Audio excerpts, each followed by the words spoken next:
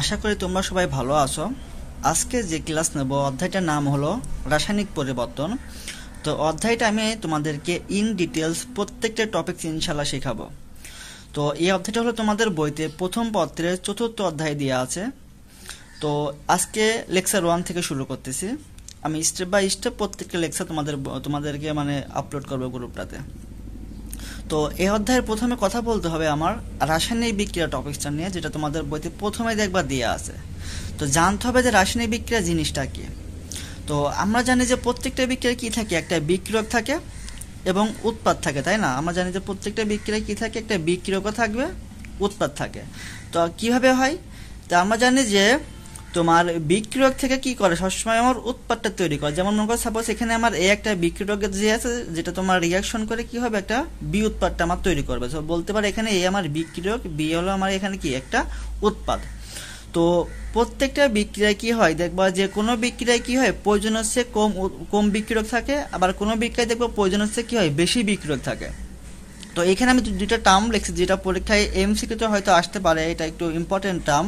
সেটা হচ্ছে যে লিখছি যে বিক্রিয়া শেষে কোনো বিক্রিয়ক যদি সম্পূর্ণভাবে ব্যবহৃত না হয় সেটিকে বলা হয় অতিরিক্ত বিক্রিয়ক। অর্থাৎ কোনো বিক্রিয়া যদি বিক্রিয়কটা যায়, যে সম্পূর্ণটুকু যদি আমি সেই বিক্রিয়কটাকে আমি ইউজ না করি, সেটাকে বলতে পারি আমরা অতিরিক্ত বিক্রিয়ক।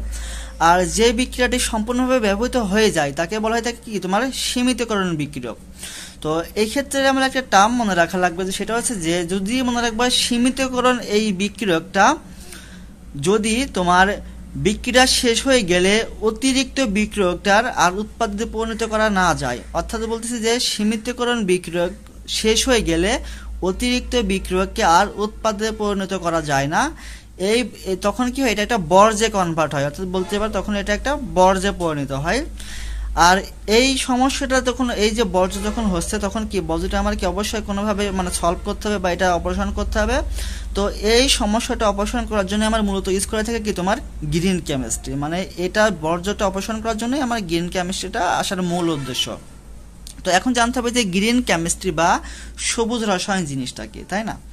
তো আমরা জানি কি আমাদের দেশে কিন্তু বা ওয়ার্ল্ডে কি ডে বাই ডে যুগ চেঞ্জ হচ্ছে, অর্থাৎ কি দেশে কি হচ্ছে তোমার শিল্প প্রতিষ্ঠান সংখ্যা কিন্তু বেড়েই চলছে, তাই না? তো আমাদের কি করে, তো মনে করো সবসময় তো ওই শিল্প প্রতিষ্ঠান থেকে কি হয় তোমার যে কোনো ধরনের প্রোডাক্ট তৈরি করে, যার ফলে কি হয় আমরা সেগুলো ইউজ করতে পারি। কিন্তু সব ধরনের প্রোডাক্ট তো আমাদের ইউজেবল না, অনেক প্রোডাক্ট আমাদের ক্ষতির সম্মুখীন করে, যেটা আমাদের পরিবেশটা কি হয় দূষিত করে। তো আমাদের এই পরিবেশ যেন দূষিত না হয়, এই জন্য মূলত গ্রিন কেমিস্ট্রি একটা ইজিলি একটা প্রসেস তৈরি করছে। তো প্রসেসটা হলো কি, তো তোমরা মনে রাখবা যে পরিবেশের যেন ক্ষতিটা যেন বেশি না হয়, এই ক্ষতিটা কমিয়ে আনার জন্য তো একটা ওরা ডায়াগ্রাম বা একটা ডিজাইন তৈরি করেছে, যে ডিজাইনের মাধ্যমে কি হয় পরিবেশের ক্ষতিটা কি অনেক অংশ কমে যায়। তো কমে গেলে কি হয় পরিবেশটা অনেকটা সেফ থাকে, ভালো থাকে।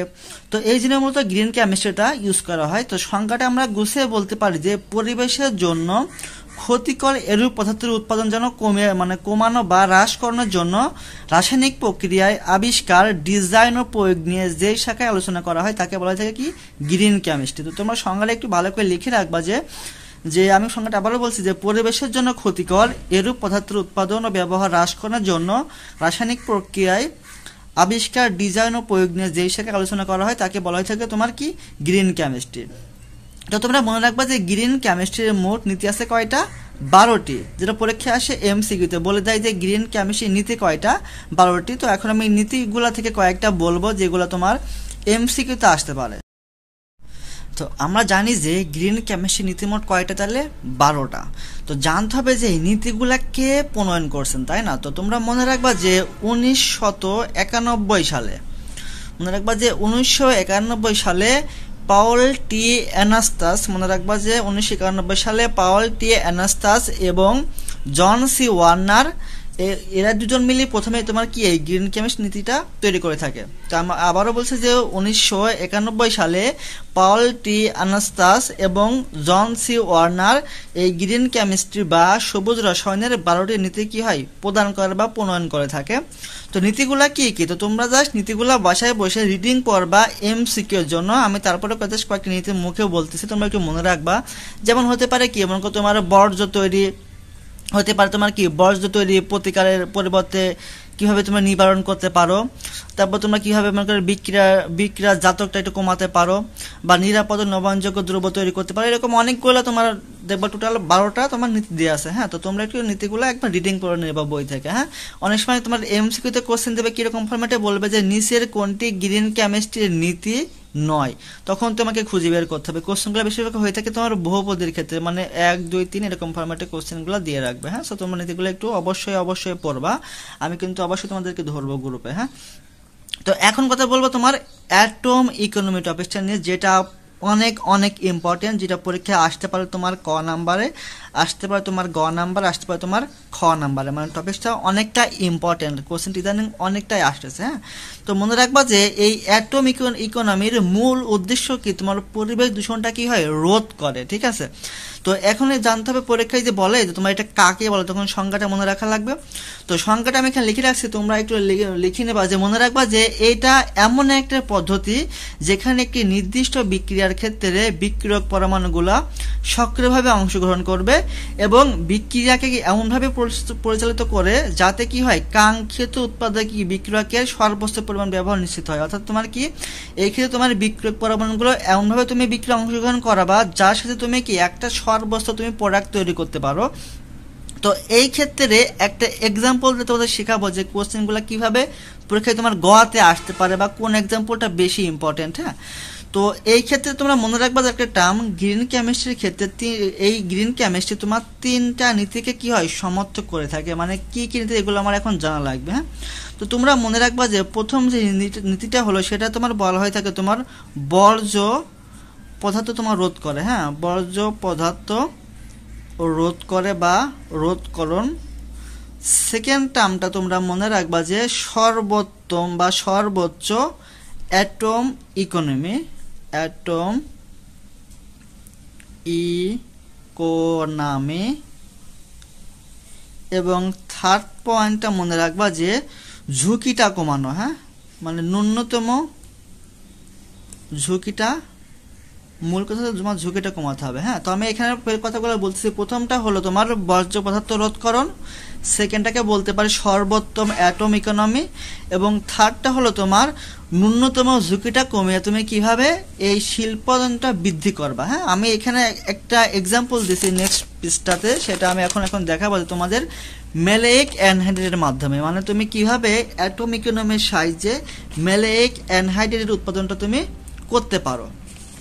তো এই ক্ষেত্রে তোমরা মনে রাখবে তোমাদের বইতে বা এটা থাকতে পারে বা নাও থাকতে পারে, তোমাদের এটা শিখে রাখা উচিত, তাই আমি এটা এখন শেখাচ্ছি। হ্যাঁ, তো মনে রাখবা যে এর ক্ষেত্রে তোমার কি হয়ে থাকে, 2টা নিয়ম বা পদ্ধতি আছে, 2টা নিয়ম বা পদ্ধতি আছে যার সাহায্যে তুমি কি করতে পারো, এটা 2 প্রোডাক্টের তুমি অ্যাটম ইকোনমিটা বের করতে পারো। তো তোমরা মনে রাখবা যে অ্যাটম ইকোনমিটাকে তোমার এই দ্বারা প্রকাশ করা হয়ে থাকে। হ্যাঁ, এই অ্যাটম ইকোনমি।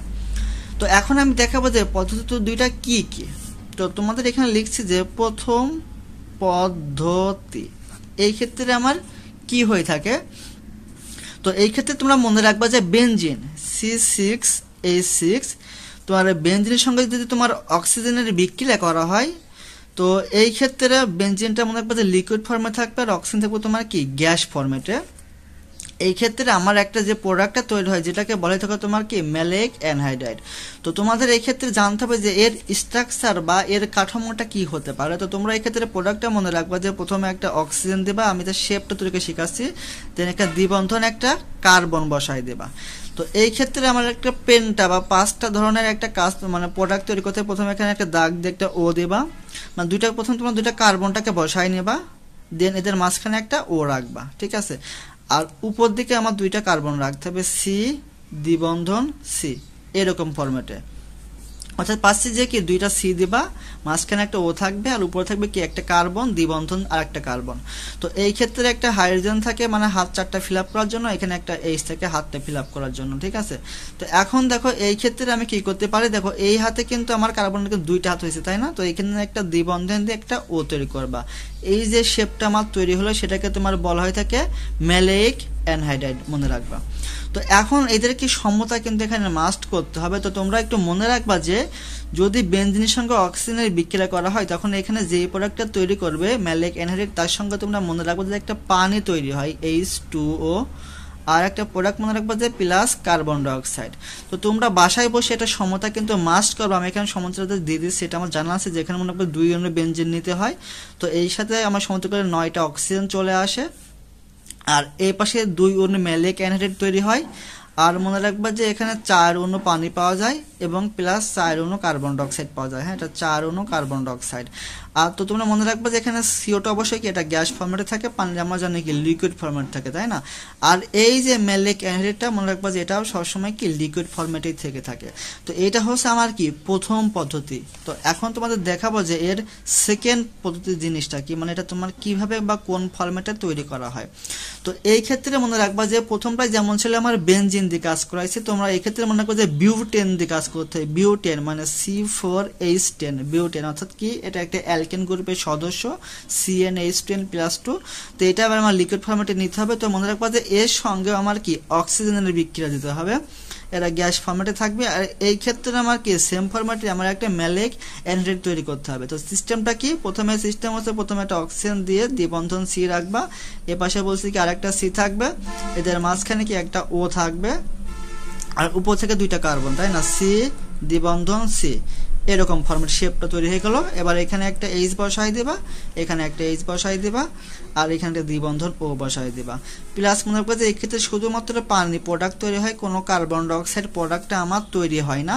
তো এখানে জাস্ট টার্মটা অবশ্যই সমতা করতে হবে। তো মনে রাখবা যে এখানে ঠিক সেম ফরম্যাটে 2 অণু তোমার বিউটেন নেওয়া হয়, এখানে আমার 7 অণু অক্সিজেন চলে আসে, এখানে 2 অণু ম্যালিক অ্যানহাইড্রেট পাওয়া যায়, আর এখানে তো 8 অণু পানি আমি আগে থেকে লিখে রাখছি। তো এটা আমার লিকুইড ফরম্যাটে, এটাও আমার কি লিকুইড ফরম্যাটে। তো তোমাদের এই ক্ষেত্রে সমতা কিন্তু মাস্ট করতে হবে, কারণ কি আমি এই সমতার সাহায্যে আমি একটু পরে একটা ম্যাথ তৈরি করবো কিভাবে তোমাদের অ্যাটম ইকোনমি বের করতে হয়, তাই না? তোমরা এখানে সূত্র মনে রাখবা যে ইকোনমির সূত্রটা কি। তো মনে রাখবা যে পার্সেন্ট অফ অ্যাটম ইকোনমি, শর্টে লিখলাম যে অ্যাটম ইকোনমি, এখানে সূত্রটা জানতে হবে যে কি।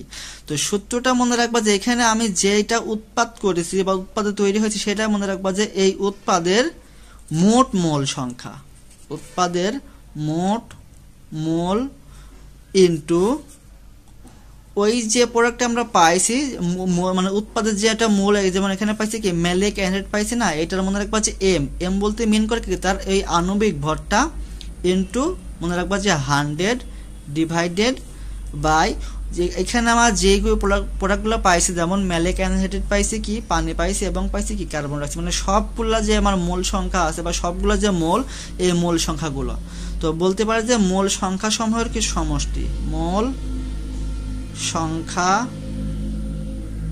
সমূহের সমষ্টি। তো আমি এখানে সূত্রটা আপনাদের বলতেছি যে পার্সেন্ট অফ ইকোনমি, এই সূত্রটা হলো যে উৎপাদের মোট মোল ইনটু ওই যে উৎপাদটা তার আণবিক ভর ইনটু 100 বাই কি যেগুলো আমি পাইছি তার প্রোডাক্টগুলোর কি মোল সংখ্যা সমূহের কি সমষ্টি।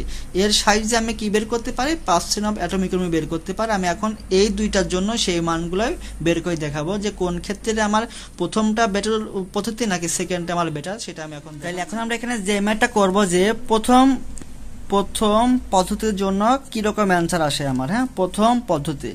তো এই সূত্রের সাহায্যে আমি প্রথমটার জন্য বের করবো। দেখো প্রথমটা আমার ছিল কি তোমার বেনজিনের সাথে অক্সিজেন বিক্রিয়া কি পাইছিলাম, ম্যালিক অ্যানহাইড্রেট পাইছিলাম প্লাস পানি প্লাস কার্বন ডাইঅক্সাইড, তাই না? তো এখন আমি সূত্রটা যেহেতু এখানে লিখছি, এখন তো সেই রকম ফরম্যাট থেকে কি আমাদের মানটা বসাই দেব। তো লিখতে পারি percent of AE equal to, দেখো বলছি যে উৎপাদের মোট মোল, তাই না? এখন উৎপাদের মোট মোলটা আমার, দেখো মূল উৎপাদ কোনটা আমার, অবশ্যই এটা কিন্তু আমার মূল উৎপাদ, তাই না? তো এই ক্ষেত্রে আমার মান ছিল কয়টা, 2টা। তো আমার এখানে সে 2 মোল কিন্তু এখানে বসাতে হবে। তো এখন দেখো 2 মোলটা বসাই দিলাম ইনটু এখানে ছিল কি আমার আণবিক ভরটা। এখন আণবিক ভরটা কার ইউজ করবো, যেটা আমার মূল উৎপাদ, তাই না? তো এটার নাম ছিল কি ম্যালিক অ্যানহাইড্রেট, তাই না? তো এই ক্ষেত্রে আমরা বলতে পারি যে এটার যেহেতু এখানে যদি এটা লেখা একটু টাফ হয়ে যাবে, তো তোমরা এখানে টার্মটা মনে রাখবা। দেখো তো এখানে মোট কার্বন আছে আমার কয়টা, 1 2 3 4টা কার্বন, তাই না? তো এখানে বলতে পারি যে C4, দেন দেখো এখানে H আছে মোট কয়টা, 2টা। তো বলতে পারি C4H2, আর ও আছে দেখো কয়টা, 1টা 2টা 3টা, সব বলতে পারি 3টাও, সব বলতে পারি C4H2O3, এটা তার স্ট্রাকচার। তো এই ক্ষেত্রে তাহলে আমরা পাইলাম 2 মোল C4H2O3 ইনটু আমার সূত্রে ছিল কত, 100। এখন বলছে কি মূল সংখ্যা সমূহের সমষ্টি। তো এখন দেখো আমরা প্রথমটার ক্ষেত্রে চলে যাই। প্রথমের ক্ষেত্রে মূল সংখ্যা সমূহ বলতে দেখো এখানে আমরা কি ছিল, একটা ছিল ম্যালেক অ্যানহাইড্রাইড যেটা ছিল 2 মোল ইনটু এত। তো এখানে আমরা বলতে পারতাম মানগুলো আমি এখানে বসাই দিচ্ছি। দেখো এখানে 2 ইনটু, তোমরা মনে রাখবা যে C4H2O3 এর এম এর যে মানটা আমরা পাবো সে মানটা তোমরা বের করবা, দেখবা যে মানটা আসবে 98.06 গ্রাম। হ্যাঁ, 98.06 গ্রাম। তো আমি এখানে জাস্ট মানটা বসাই দিলাম যে যেহেতু মূল সংখ্যা সময় সমষ্টি চাইছে, তো এখানে আমি বলতে পারি যে 2 গুণ 98.06 এইটা প্লাস দেন আমার কি আছে 4 মোল পানি।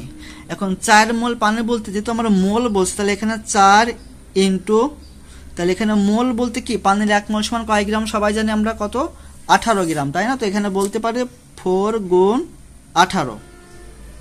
দেন আছে কি প্লাস কার্বন ডাইঅক্সাইড আছে কয় মোল, 4 মোল। তো এখানে 4 ইন্টু কার্বন ডাইঅক্সাইড 1 মোল সমান কত গ্রাম জানি সবাই জানে যে 44 গ্রাম, তাই না? এখানে 44। তো এখান থেকে দেখো আমরা ক্যালকুলেশন করে একটা মান পাবো না। যদি এখানে আমরা মানে ম্যাথটা করি তো তোমরা দেখবা যে এই ক্ষেত্রে অ্যান্সারটা আসবে তোমার 44.15%। মানে ম্যাথটা আমার করাতে আমি এখানে অ্যান্সারটা বসাই দিলাম যে 44.15%। তো এটা হলো যে আমার প্রথম পদ্ধতির বেলায় পার্সেন্ট অফ অ্যাটম ইকোনমি। হ্যাঁ, তো এখন আমরা দেখবো যে সেকেন্ডটার জন্য কত আসে, মানে এই সেকেন্ড ওয়েটার জন্য আমার কত মানটা আসে। তো সেম সূত্রটা বসাই দেব। তো এখানে লিখছি যে সেকেন্ড পদ্ধতির ক্ষেত্রে তো পার্সেন্ট অফ অ্যাটম ইকোনমি। তো এই ক্ষেত্রে দেখো মানগুলো আমি বসাই দিচ্ছি। তো এখানে উৎপাদের বেলায় আমরা এখানে কি কি পাইছি, 2 মোল পাইছি আমি C4H2O3 ইন্টু 100 বাই, মানে এটা আমার ছিল কি মূল উৎপাদটা ছিল। আর এখানে আমার মোল কি ছিল, এটা ছিল ম্যালেক অ্যানহাইড্রাইড ছিল আর একটা ছিল তোমার পানি। তো এখানে বলতে পারি যে 2 মোল C4H2O3 প্লাস কয় মোল পানি, 8 মোল পানি। তো এখানে লিখতে পারে যে 8 মোল H2O ইন্টু কত আমার 100। আমি এখানে আগে লিখে রাখছি। তো এখানে আমি বসাতে পারি যে 2 ইন্টু 98.06, কারণ আমি আগেই বলছি যে এটা এম এর মান কত, 98.06 ইন্টু 100 বা এখানে মানটা আমি পাচ্ছি যে 2 ইন্টু 98.06 যেটা আমার অ্যানহাইড্রাইডের মান প্লাস 8 ইন্টু পানির 1 মোল সমান 18 গ্রাম। তো এক্ষেত্রে আমি মানে ম্যাথটা করি তো দেখবো এক্ষেত্রে আমার অ্যান্সারটা আসবে 57.63%। তো দেখো আমার সেকেন্ড প্রসেসের ক্ষেত্রে অ্যান্সার আসছে 57.63%, আর প্রথমটার ক্ষেত্রে আমার অ্যান্সার আছে কত, 44.15%। সো আমরা দেখতে পাচ্ছি যে আমার সেকেন্ড ওয়েটা অবশ্যই কিন্তু 1 নাম্বার থেকে কিন্তু ভালো। তো আমরা এখানে বলতে পারি যে মানে সিদ্ধান্ত তো আমরা বলতে পারি, তোমরা এখানে এটা নোট করবে, আমি জাস্ট মুখ দিয়ে বলতেছি। তো মনে রাখবা যে সিদ্ধান্তের ক্ষেত্রে প্রথম পয়েন্ট লিখবা যে দ্বিতীয় প্রসেসটা বা দ্বিতীয় পদ্ধতিতে ম্যালেক অ্যানহাইড্রাইডটা অবশ্যই কি অধিকতর কি সুবিধাজনক, কারণ পার্সেন্টেজ মানটা কি আমার সেকেন্ডটার ক্ষেত্রে মানটা কি অনেক বেশি এসেছে। সো এই ক্ষেত্রে আমরা পার্সেন্ট অফ অ্যাটম ইকোনমি বের করতে পারি বা বের করে বলতে পারি যে কোনটা বেশি সুবিধাজনক। তো এই ক্ষেত্রে তোমরা এরকম ফরম্যাটে যে কোনো কিছু যদি আসে তোমরা অবশ্যই কি বের করতে পারবা। এখন কথা বলবো রাসায়নিক বিক্রিয়ার হার বা বেগ নিয়ে। তো আমরা জানি যে তোমরা ফিজিক্সে পড়ছো যে বেগ ভি ইকুয়াল টু কি S/T। তোমরা হয়তো অনেকেই পড়ছো, সূত্রটা হয়তো অনেকের মনে আছে যে বেগ ভি ইকুয়াল টু কি S/T। তোমাকে যে আমি কোশ্চেন বলি যে বেগ কাকে বলে, তখন তুমি কি বলতা যে একক সময়ে, এস বলতে এখানে কি সরণ, তাই না? তো বলতা যে একক সময়ে সরণের হারকে ফিজিক্সের ভাষায় কি বেগ বলে, তাই না? তো সংজ্ঞাটা অবশ্যই অনেকটা এরকম ভাবে আমি তোমার রাসায়নিক বিক্রিয়ার হার বা বেগ তৈরি করবো। এখানে একটু আমাদের সূত্রটা চেঞ্জ হবে এরকম যে, তো রাসায়নিক বিক্রিয়ার হার বা বেগ সমান সূত্রটা লেখা যায় যে মাইনাস ডিসি বাই ডিটি। এখানে ডি বলতে কি ডিফারেন্স অফ কনসেন্ট্রেশন বা ঘনমাত্রার পার্থক্য, আর ডিটি বলতে কি এখানে কি তোমার সময়ের পার্থক্য, তাই না? তো এটা বলছে কি হার বা বেগের সূত্র, হার বা বেগ। তো এই ক্ষেত্রে যখন আমরা বলতে পারি সূত্রটা কিরকম ফরম্যাটে মনে রাখবা যে যেহেতু এখানে নেগেটিভ চার্জ, তাহলে অবশ্যই বলতে পারি কি নেগেটিভ মানে চিহ্ন, অথবা বলতে পারি কি এখানে মানটা অবশ্যই কি হ্রাস পাচ্ছে। তো মনে রাখবা যে একক সময়ে সি বলতে কি ঘনমাত্রা, তো বলতে পারে যে একক সময়ে ঘনমাত্রা হ্রাসের হারকে বিক্রিয়ার হার বা বেগ বলে। আমি আবারও বলছি, তোমরা লিখে নেবা যে একক সময়ে ঘনমাত্রা হ্রাসের হারকে বিক্রিয়ার হার বা বেগ বলে। তো এখন দেখো বিক্রিয়ার হার বা বেগের ক্ষেত্রে মোট দুইটা সূত্র আছে। যদি বিক্রিয়কের ক্ষেত্রে বলা হয় বিক্রিয়ক, তাহলে এই ক্ষেত্রে বলতে পারে যে বিক্রিয়ার হার বা বেগের সূত্র মাইনাস ডিসি বাই ডিটি। আর যদি বলা হয় উৎপাদের ক্ষেত্রে হার বা বেগের সূত্রের মনে রাখবা যে ডিএক্স বাই ডিটি। এখানে শুধুমাত্র পজিটিভ মানে প্লাস একটা তোমার প্লাস মান হবে, এটা নেগেটিভ মান হবে, এই পার্থক্য। বিক্রিয়ক বললে এখানে নেগেটিভ আর উৎপাদ চাইলে এখানে প্লাস থাকে। তো এখন দেখো এখানে এক্স ঘনমাত্রা, সিটাও কিন্তু আমার ঘনমাত্রা। তো এখন দেখো ডিসি বলতে এখানে কি বলা হয়, ডিসি বলতে কি ডিফারেন্স অফ কনসেন্ট্রেশন, তাই না? তো বলতে পারে কি তোমরা যখন ফিজিক্সে পড়ছো কি ডেলটি মানে কি হয়ে থাকে T2 মাইনাস T1, তাই না?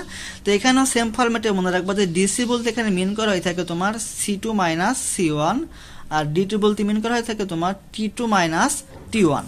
dx এর ক্ষেত্রে same x2 minus x1, dt বলতে কি তোমার T2 মাইনাস T1। সবসময় কি বড় থেকে ছোটটাকে কি হয় বিয়োগ করতে হয়। তো এখন এই ক্ষেত্রে তোমাদের পরীক্ষা যেটা আসে এমসিকিউতে যে বিক্রিয়ার হারের এককটা কি হয় থাকে, একক। তো কতে আসে সংজ্ঞাটা, এমসিকিউ আসে তোমার এককটা। তো দেখো তো আমরা এখানে কিভাবে এককটা বের করতে পারি, সিম্পল একটা ফরম্যাট। এখানে x বলতে কি আমার ঘনমাত্রা বা c বলতে ঘনমাত্রা, ঘনমাত্রা কি সবাই জানে আমরা কি মোল পার লিটার, আর টি বলতে কি সময়, সময়ের একক কি হয় থাকে second. So simple format is একটা ফরম্যাট কি বলতে পারে যে মোল পার লিটার পার সেকেন্ড। এটাকে তোমার বলা হয় থেকে ঘনমাত্রা ক্ষেত্রে বিক্রিয়ার হার বা বেগের একক। তো তোমরা একটু এটা এমসিকিউর জন্য নোট ডাউন করে রাখবে অবশ্যই। তো এখন তোমাদেরকে আমি একটা লেখচিত্রের সাহায্যে দেখাবো যে কিভাবে তোমরা বিক্রিয়ার হার বা বেগটা বের করবা, সেটা তোমার বিক্রিয়ক বা উৎপাদক উভয়ের জন্য, ঠিক আছে? এটা আমি দেখাবো কিস থেকে, লেখচিত্র থেকে। হ্যাঁ, লেখচিত্র। তো লেখচিত্রের ফরম্যাটটা হচ্ছে তোমরা এরকমভাবে আঁকাবা যে প্রথমে একটা এভাবে, তো সবাই জানি আমরা।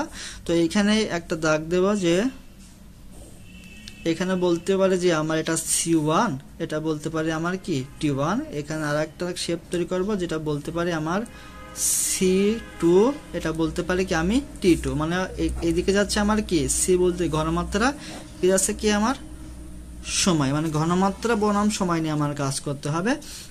তো দেখো এই ক্ষেত্রে ব্যাখ্যাটা আমি কিভাবে করতে হবে, তোমরা এখানে একটা টার্ম মনে রাখবা যে সিস্টেমটা, এখানে আমার একটা বক্ররেখা তৈরি করতে হবে। তো আমি রেখাটা কিভাবে তৈরি করতে পারি, রেখাটা তৈরি করতে পারি যে প্রথমে এখানে একটা দাগ দিয়ে এই বরাবর একটা কাপ পাইতে পারি, মানে দুইটা মিলিত অবস্থায় এ একটা বক্ররেখা, যেটা ধরলাম আমি এ, আর একটা তৈরি করবো এদের মূল বিন্দু থেকে, এখান থেকে আমি একটা শেপ তৈরি করতে পারি যেটা বললাম আমি এটা বি একটা কাপ, মানে দুইটা কাপ পেলাম, একটা এ একটা বি।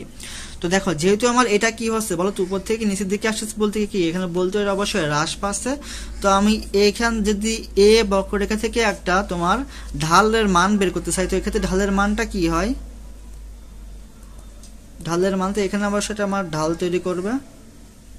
তো ধরলাম মনে করো তোমার ঢালের মানটা হচ্ছে আমার মাইনাস ডিসি বাই ডিটি।